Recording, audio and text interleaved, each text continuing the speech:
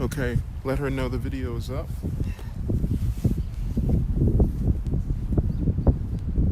That you're ready? Yep. Okay, take a look at the screen. Everything look good? Yeah. Why'd you step back so far? Yeah, stay right there. Okay, that's good? Uh-huh. All right, great. Okay, cool. So now I know where I'm going to stand.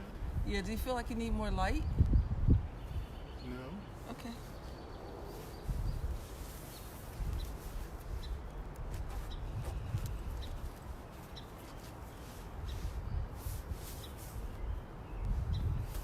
We'll be starting in just a few minutes.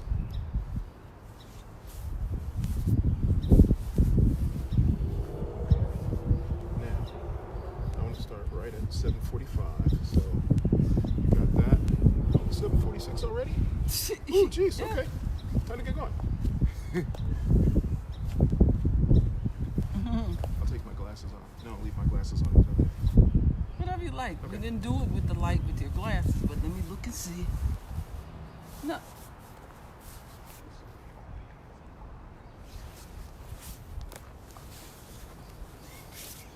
Hey, good evening, everybody.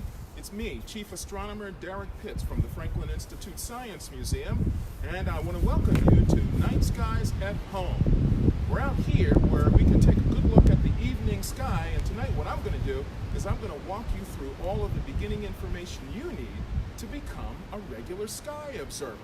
Now, to do this, you don't need any equipment at all, and this really is for everybody. So, during the program, what's going to happen is I'm going to walk through a number of different items that are going to help you be a very good sky observer. Doesn't really require a whole lot. All it really requires of you is a little bit of diligence. And this is a really wonderful opportunity for you to begin to learn about the night sky because, guess what? We all have a lot of time on our hands right now. And sky observing can really take up a good bit of time, but to get started, all you really need is just a few minutes every evening just to get yourself rolling. In addition to this, what you need is you need a little bit of basic orientation for how things are set up in the sky so that you can be comfortable with figuring out how you're going to go about observing the sky. So we're going to put all of that in tonight. We're going to cover figuring out your directions around the sky. Many of us are directionally challenged, and we can't figure out what direction is what. Well, I have two ways for you that'll help you figure that out. The other thing is, you might want to be able to understand the difference between the appearance of stars and planets. Planets are relatively easy to see, but sometimes it can be a little challenging to figure out what's a star and what's a planet. We'll get that figured out this evening too. We'll also do a little bit with understanding some of the main constellations. We're not going to do constellations tonight all together. What we're going to do is we're going to talk about one constellation in particular that's prominent right now that will be easy for everybody to recognize, whether you're very, very young or you're big and tall like me. You'll easily be able to recognize this one constellation. Now, the other item in the evening sky that's always easily recognizable by most people is the moon. And so we'll talk a little bit about the moon. At the same time, we'll also talk about how the motions of the sky contribute to how much we see of the moon at any one time, and how this also relates to how you orient yourself for observing the night sky. Last but not least, the special feature that I always like about looking at the evening sky, and that's identifying satellites. In particular, the satellite I recommend for everybody to start out with is International Space Station. International Space Station is large, bright, well, relatively large, let's not get carried away, but it's nice and bright, so it's easy for you to identify. And as it just so happens, just for you, I've arranged to fly over International Space Station this evening at 8:26 p.m. So tonight, after we do all of this stuff, you'll be all set up for how to see International Space Station as it comes across the sky tonight. Now, as it turns out, there are, 4 more flyover opportunities this week from tonight through next Monday. So any night the sky is clear, you should be able to see this. So we're going to get started so that you'll have everything you need to know for the orientation you need to figuring out how the sky goes. Okay? Okay, so All right, so let's get started. First thing we're going to do is we're going to do cardinal point directions. Not quite that high, a little bit lower, please. There we go, that's great. Keep going a little bit further down. There we go, just hit that button on the bottom there in the corner. That one right there, thank you very much. I'm talking to my producer here. The lovely Linda, the producer, is helping me do all this tonight. So she gets a big shout out for putting up with all this crazy nonsense that we're doing. Okay, so let's get rolling. First things first, here's what we need to figure out first. When you first step outside under a beautiful evening sky like we have tonight, it's nice and warm tonight, a little breezy, but we can deal with that. It's not so bad because the temperatures are warm. It sort of compensates for the breeze. So it's nice to be out tonight. And what you should do is come on outside and join me. Go outside in your backyard, bring your smartphone, keep it on Facebook page here at Franklin Institute, and we can walk through this together. Okay, grab the rest of your family too, because you know what? They need to get outside. They've been inside a long time, and you know how that gets, all right? Okay, so let's get everybody outside for this. It's an easy thing to do, figuring out your directions. That's how it starts. Okay, so when you step outside to begin to observe the evening sky for astronomical objects, the first thing you should always do is point yourself toward the direction south. Now, that's how I'm standing here. I'm standing facing south. As I'm looking at you, I'm facing south. Now, I do this for a very important reason. The reason why I do this is because this is the way the sky is set up and oriented. The way it actually works out is that the sky passes overhead from the east to the west. And because it passes overhead from east to west, if you're set up facing south, you're set up so that you can see almost all of the sky that you need to see for what's happening, okay? But the point is, let's figure out what direction is what. How do you actually find south? Well, that's why I chose to do this time of evening. I chose to do it this time of evening because it's easy for us to look over and see where the sunset is. Now, where I'm standing right here, hopefully you can see me a little bit better. I understand the wind is noisy, and you might not be able to hear me very well, so I'm going to step a little closer, see if that works out a little bit better. And so, as we're standing right out here, I can look over to the west. I can look over to the illuminated portion of the sky, right over here where the sun is setting. And as I see where the sun is setting, I know that's west. And that's because the sun always sets on the western side of the sky. And there's west right over there. So now here's what I want you to do when you're outside in the evening. First thing I want you to do is I want you to start by facing the direction west. Now, it's generally west, and that's good enough for this, okay? So let's do that now. We're going to turn around to this direction, and we're going to face west, okay?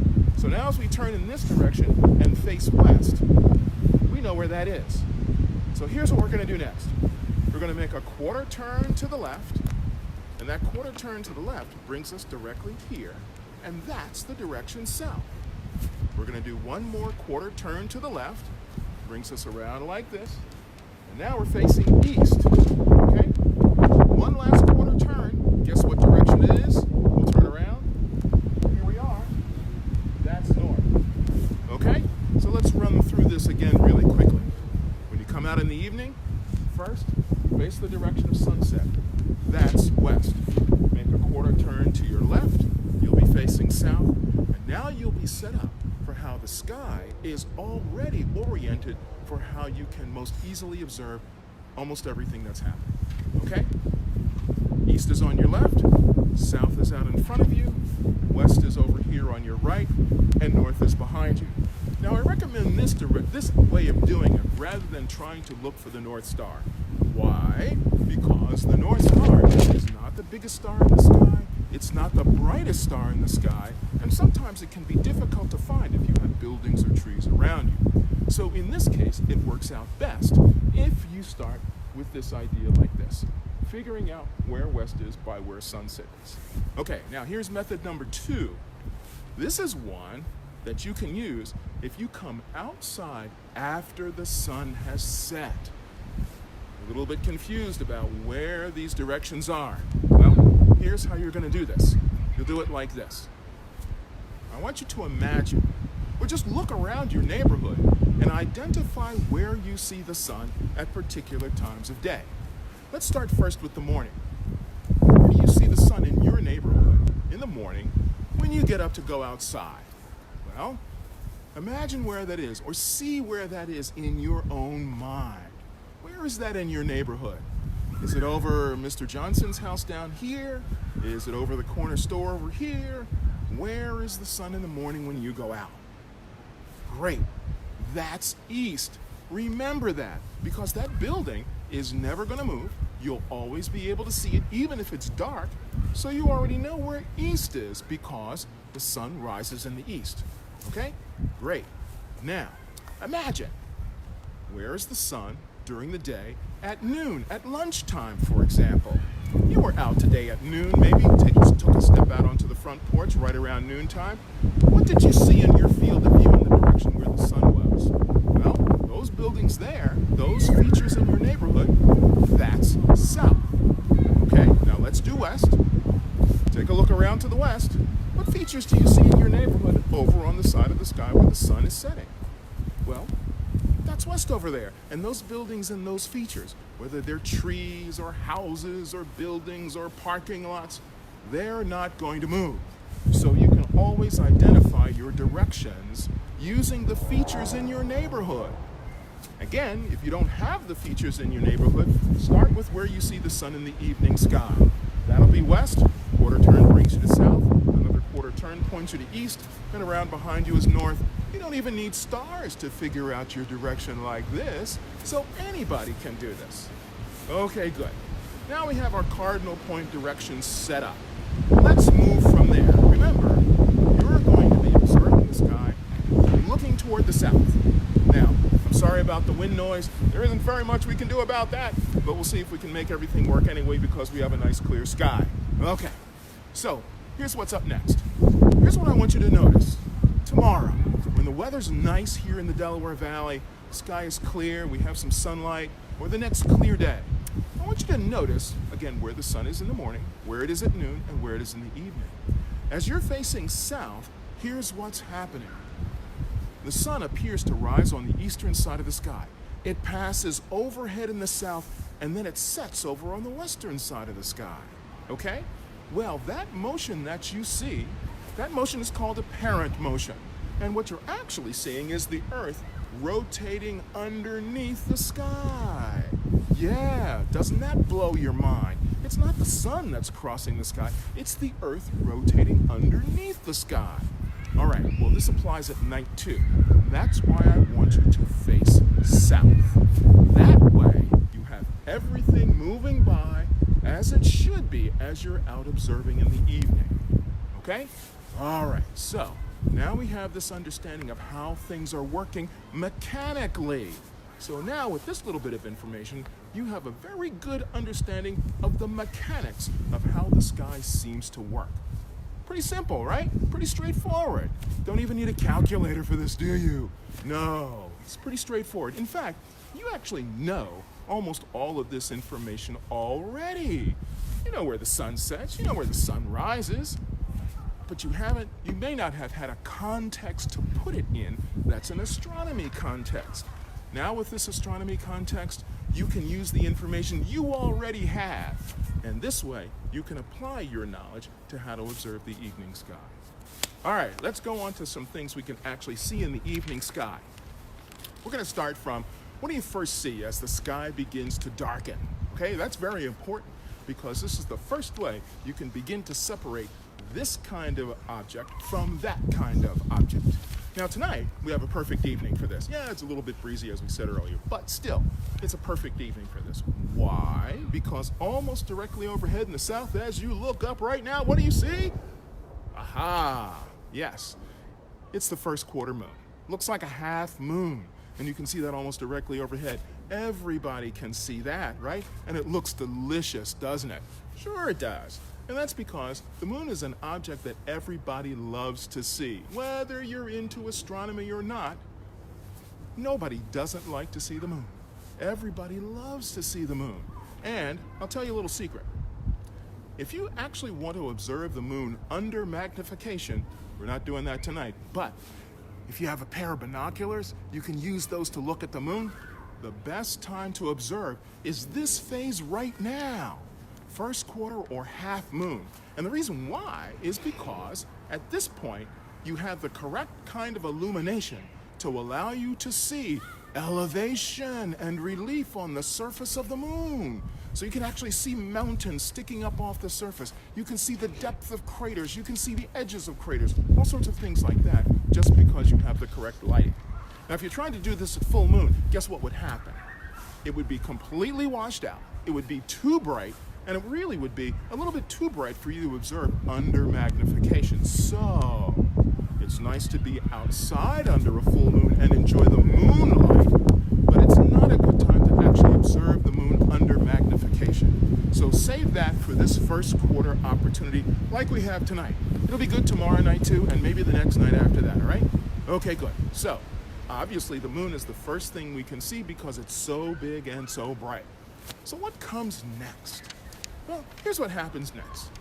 What comes next in the evening sky as the sky is darkening are the planets. So any planets that would be available in the evening sky would be visible right about now, okay? And guess what? If you're outside right now and you have a view toward the western sky, I have a little bit of a view toward the western sky, there's a nice bright planet about halfway up the sky. You can't miss it. It's brilliant white, and it looks like, oh, I guess it looks like the headlight of an airplane or something like that. But it's bright, steady, clear, and sharp white. Okay, guess what planet that is? I'll give you a minute. Well, maybe not that long. Trying to figure out which one it is? All right, I'll give you a hint. It's the next closest planet to Earth, our neighbor planet heading in toward the sun. Its name begins with a V. Okay, if you guessed Venus, you've got it. That's Venus. And guess what? You've been observing Venus almost every clear night for the last month over in the western sky after sunset. And you might have been wondering, what is that bright object over there? What could that be? Maybe it's Jupiter? No. This is Venus. And I'll tell you something. You see that appearance, the way it looks right now? Only Venus looks like that. Only Venus. Only Venus. The reason why I say it like that is because you can't possibly confuse it for anything else once you get a few good looks at Venus. So tonight, tomorrow night, the next night, when the sky is clear, get a good look at Venus. That way, you'll be able to identify it anytime it becomes visible. So, there you go. There's Venus. Now, are there any other planets that are visible right now in the evening sky? Well, as it turns out, no, there aren't any other planets easily visible to the naked eye in the evening sky tonight. So, unfortunately, we're out of luck for any other planets. So, it's a beautiful evening. We have Venus up high, and then we have the moon almost directly overhead. So we have those two bright objects that we can see very, very easily. Okay, so now what comes next after planets become visible? Well, the wind's beginning to kick up a little bit here. I hope you can still hear me. I'm sure it'll die down a little bit as we continue on. Well, what's the next thing you'll be able to see in the evening sky after Venus and after the moon? Well, next would be bright stars. So that's the sequence of how things go. As the sky is darkening, the brightest objects show up first. The moon, then planets, then the bright stars. So now tonight, the bright stars that you can look for are part of a constellation that we all know really, really well. Now, we're not going to see the whole constellation. We're going to see what's called the asterism. The asterism. What's an asterism? Well, an asterism is the shape we give to a group of stars. So here's a famous one that everybody knows pretty well. The Big Dipper, right? You know that one. Well, the Big Dipper is comprised of 7 bright stars, easily visible around in the northern portion of the sky. Now, I can't see the north from here very well, but maybe in your neighborhood you can see a little bit better. But don't look for that right now, okay? Here's what we're going to do instead. I'm going to use that as an example of a shape that we give to stars. The asterism is the shape. The constellation actually is called Ursa Major. And the constellation is an area of the sky that encompasses the stars within the asterism and all of the other stars in that region that you may be able to see and may not be able to see. Because if you go out into space in that direction, there are hundreds of thousands and millions of stars, billions of stars in that direction. But we can't see them all, but they're all within that area of the sky known as the constellation Ursa Major. So what constellation are we going to look at? Which asterism are we going to observe tonight?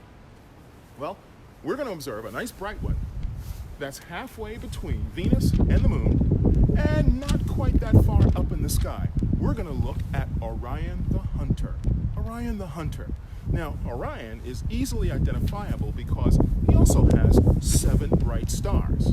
But the 7 bright stars are arranged in the shape of a person. How you like that? Pretty good, huh? Look like Orion? Not quite. Okay, anyway, here we go. You can easily recognize this because first, you'll look for 3 stars of equal brightness arranged in a line across the sky. And those 3 bright stars, equal brightness, equally spaced, mark the belt or the waist of Orion the Hunter. Now let's go up to the shoulder stars. There's 1 star up above the belt that's slightly reddish, and another star that's bluish white over on the other side above the belt, okay? And then if you go down below the belt, there are 2 more bright stars. So in a sense, what you have is a box, a star at each corner of the box, 1, 2, 3, 4, and then in the middle of the box, 3 stars that go right across the middle. So if you can see that from where you are, that's the asterism Orion. Now, is there an easier way you can find this? Sure. Here's what we can do. If you're looking in that direction, that's a little bit toward the south, halfway between Venus and the Moon, but not quite that far up in the sky, you'll see a very bright star out there. Seems to be out there alone by itself. That very bright star, that's the star Sirius. It's part of another constellation called Ursa Major. Well, as you're looking at that bright star, I want you to scan your eyes a little bit to the right, toward Venus, and you'll come upon the 3 belt stars of Orion with the shoulder stars up above and the knee and ankle stars down below. That's a really great asterism. It's cool because it's easy for everybody to recognize, and it's a constellation really of the winter sky, but it's perfect for us to use just as the sky is getting dark here now in early spring. So it's a perfect way for us to get started figuring out how to find other constellations around the sky, around Orion. Now, that's what we're going to tackle next week, but I want you to just be aware of Orion as that one asterism that's out there. Okay, so now, how can you learn about the night sky? What are ways you can learn about the night sky or figure out constellations? Well, the way to do this is never all at once. We do it 1 star group at a time, 1 star group per night. That's how we do this, okay? Now, you can use a star map if you want to identify a constellation that you want to tackle, or you can use a phone app, or you can use a guidebook. Again, most important, never try to learn it all at once. You can't do it. But here's a method that I perfected that I think works really well. So here we go. You'll need a star map, and you can use a star map you have at home. Find something online. There are printable star maps or downloadable star maps available for free. Skymaps.com is where you can find that. Or you can use an iPhone app, a phone app, a smartphone app. And you can use one of those constellation apps or night sky apps to get a map to show you what you want to see. But here's what you want to do. You want to pick 1 bright constellation to begin with. For example, we picked Orion, okay? So now we're all set up for Orion. Well, here's what you want to do. Take your star map. This is inside, by the way. Take your star map, look at that 1 constellation you're going to start with, and understand how it's laid out. 3 stars across the middle, 2 stars at the shoulders, 2 stars down at the legs and ankles. Great, okay, that's what it looks like. Then you go outside and you look for that 1 constellation. When you find that 1, that's it. You're done for the night. You can go back in. Well, you can stay out for a little while longer, but now you reward yourself. What's your favorite reward? Is it chocolate? Is it Cheetos? Is it beer? Is it wine? Whatever your favorite reward is, you've earned it because you've learned a piece of the sky. Okay, so now, what what are you going to do next? The very next night, the sky is clear.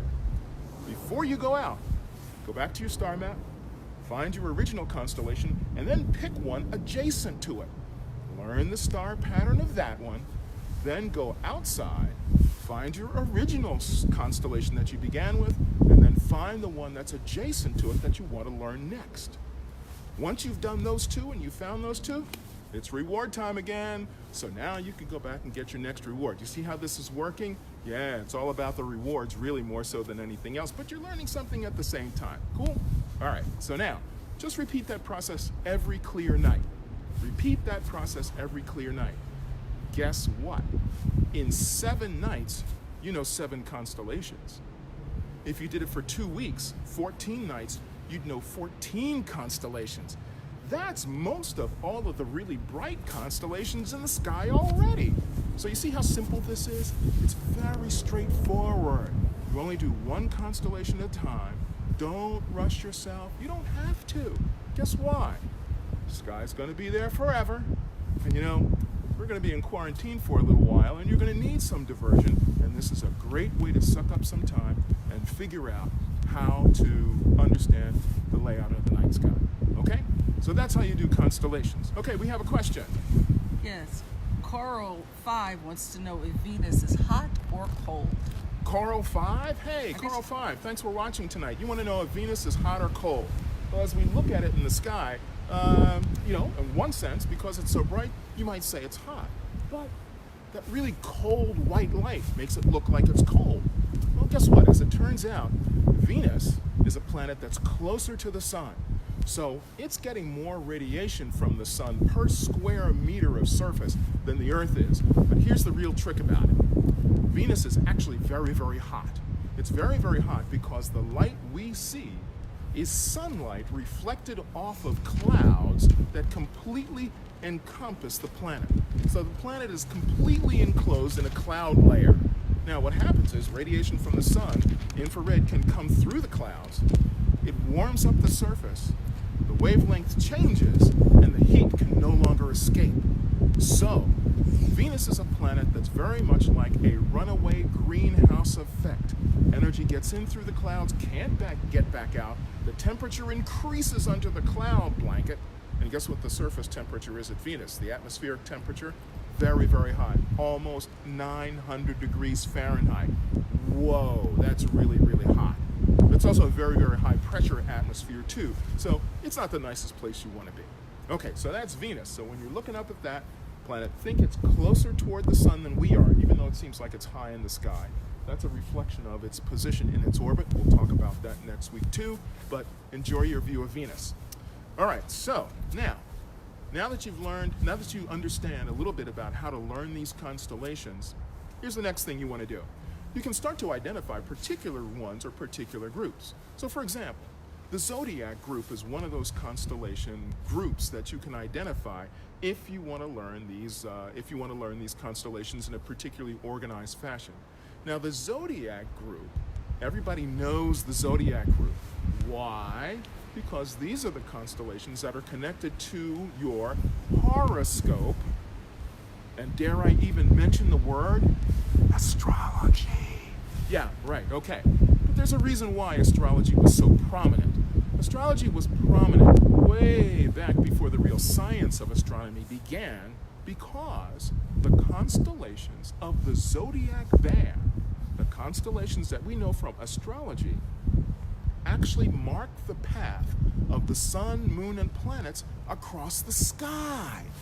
That's why those 12 constellations are so important. Not because they tell us something about how our lives are going to go, but because they mark the path of the sun, moon, and planets across the sky.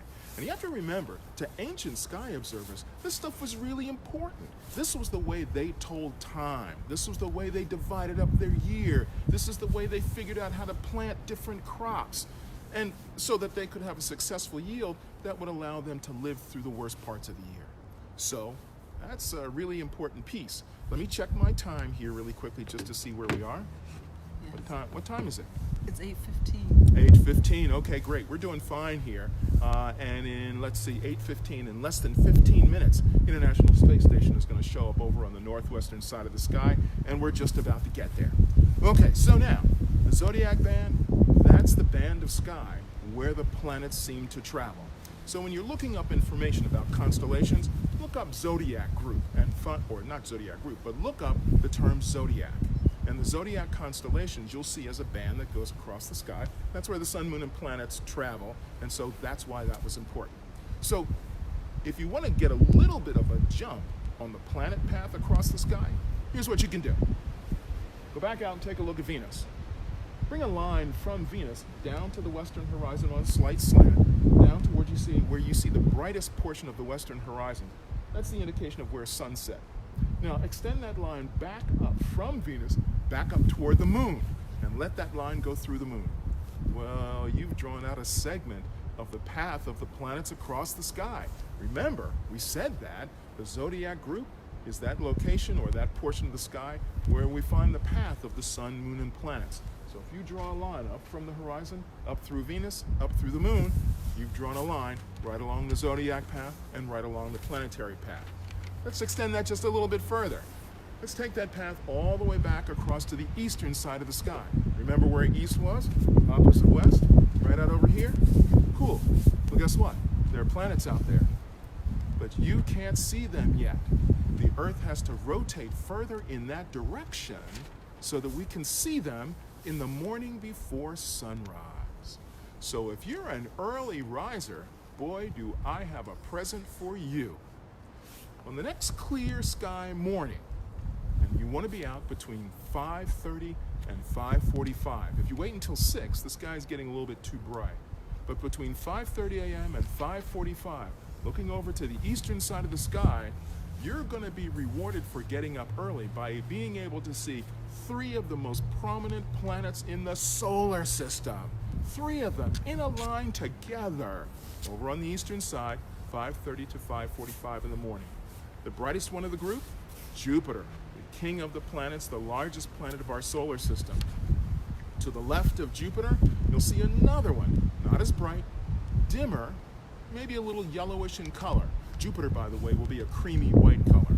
The next one in line is the ringed planet Saturn. Saturn is a little yellowish in color, won't be as bright as Jupiter, but you'll still see it. And then right next to that, still going a little bit to the east, to your left, you'll find the reddish planet Mars. Now Mars actually looks a little rosy in color, but guess what? This is a wonderful, unique opportunity to see the 3 brightest planets, or 3 of the brightest planets of our solar system, all in a line. So remember, tomorrow morning, 5:30 to 5:45, over on the eastern side of the sky, you'll be able to see in a row Jupiter, Saturn, Mars. Can't miss it. No binoculars, no telescope. If the sky is nice and clear, you'll be able to see it well. Okay, cool. So that's what's available in the sky for all of the planets that you can see right now. We'll revisit these again next week when we come back to follow up with more instructions about how to do this. Okay, so let's get on to Space Station. Space Station is one of the coolest objects you can see in the evening sky. It's NASA's International Space Station. It's NASA's space station that orbits around the Earth once every 90 minutes. It flies along at about 17,500 miles per hour. It's at an altitude of about 250 miles up. Well, that makes it look really, really small. But it's also really, really bright because it reflects a lot of light from the sun. It's actually about the size of a football field. And it has a lot of different components on it that build up the station, and it's built of modules on what looks like like a construction grid, if you will, in which all these components are all hooked together. They make up laboratory modules, habitation modules, docking ports for other space stations, solar power systems, all kinds of things, all attached to this grid structure that make this big piece, International Space Station, that orbits Earth every 90 minutes. Okay, so now, International Space Station happens to be visible between 4 and 7 times, I should say it this way. International Space Station flies over Philadelphia between 4 and 7 times every day. Every day. Every day. It's just a question of when can we see it? Okay, so the best times to see it are in the evening just after sunset, before the sky gets fully dark, and in the morning just before sunrise, before the sky gets fully light. At this point, space station is in a position where it can reflect light from the sun, but it's also against a darker background sky, so we can more easily see it. That's what's going to happen tonight. So the way this is going to work is, at about 8:26 p.m., over in the northwestern side of the sky, a dot of light is going to come up over the horizon. It's going to pass across in the north, heading over to the northeast, and it's going to disappear way over on the other side of the sky at 8:31, I believe it is. Okay? Now, it's going to look like a bright dot moving along at a steady rate of speed, and you should be able to see it without too much difficulty at all, because the sky is nice and clear. All you need is a good view from the northwestern, across the north, and across to the northeastern portion of the sky. Now it's going to pass about 30 degrees above the northern horizon. That's going to be its maximum height, 30 degrees. How do you figure out what 30 degrees is? Well, it's not too difficult, actually. I have a way to do it. In fact, it's what I call a very handy way, and here's how it works out. If you ball up your hand into a fist like this, and put it out at arm's length, the height of your fist at arm's length is about 10 degrees of sky. So if you set the bottom of your fist right on the horizon, right at eye level, from your eye right across the bottom to the horizon, you've measured 10 degrees, then go up 10 more, 10 more. So that's how you measure 30 degrees. So you know which way north is now, right? You know where that is. And you know that around 8:26, 8:27, 8:28, space station is going to be passing 30 degrees above the northern horizon. Well, you figure out north, you look in that direction, you measure 30 degrees, and then watch carefully. Watch carefully.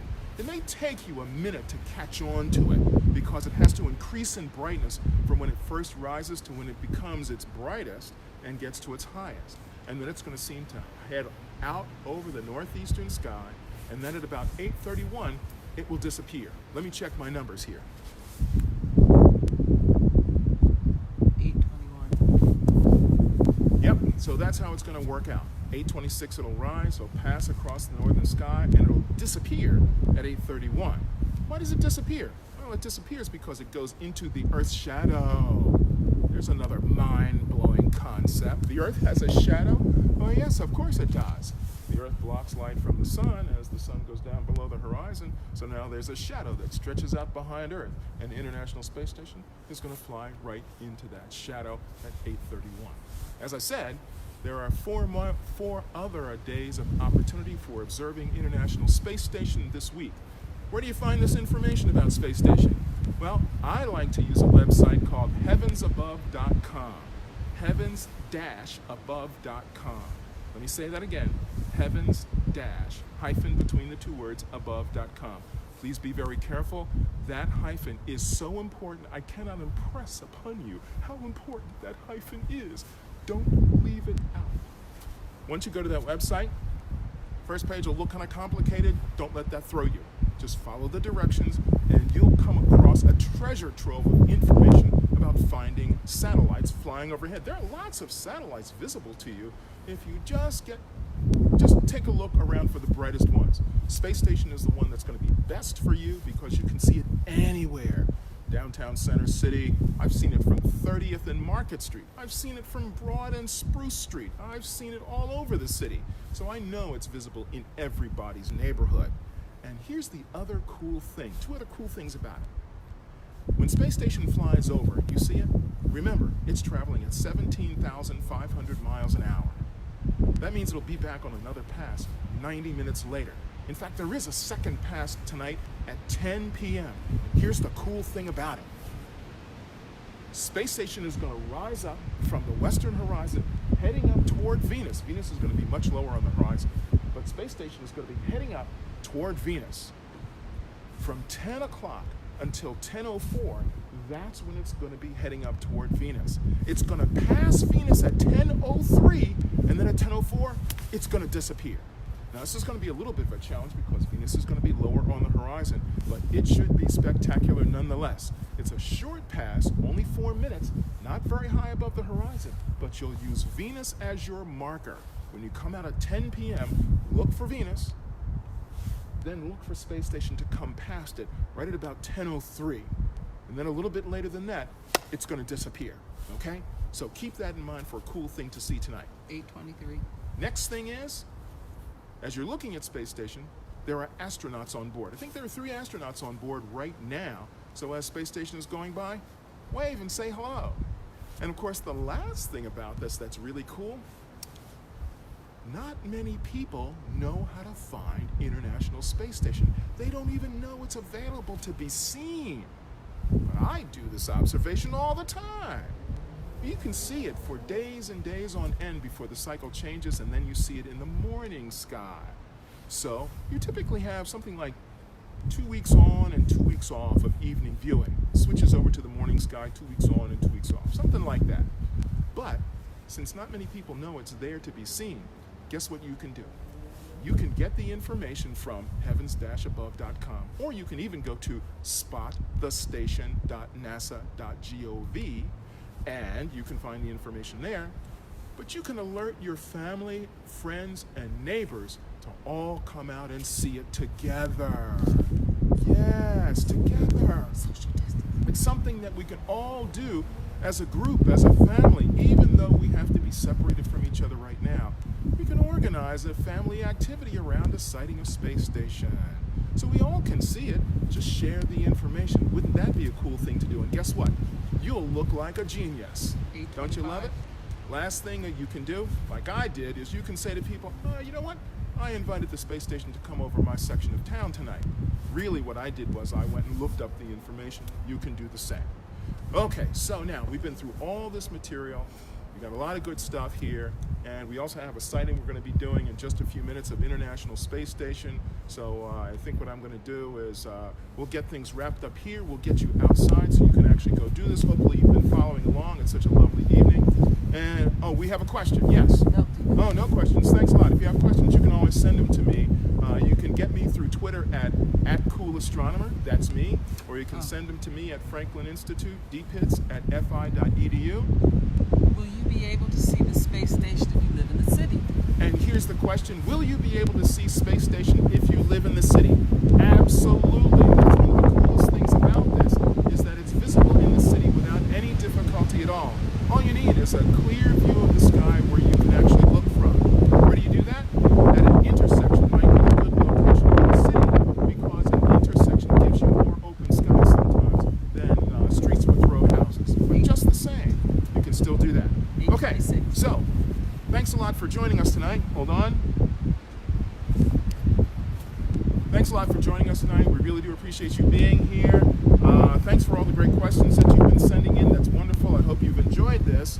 Next week, we're going to review a few more details about planets and paths across the sky, constellations and stars, and a few other things like that. And I encourage you to go outside and observe the evening sky. But remember, keep that 6-foot distance and stay safe. Thanks for joining us here at Night Skies at Home. We look forward to seeing you again. Take care, everybody. So long.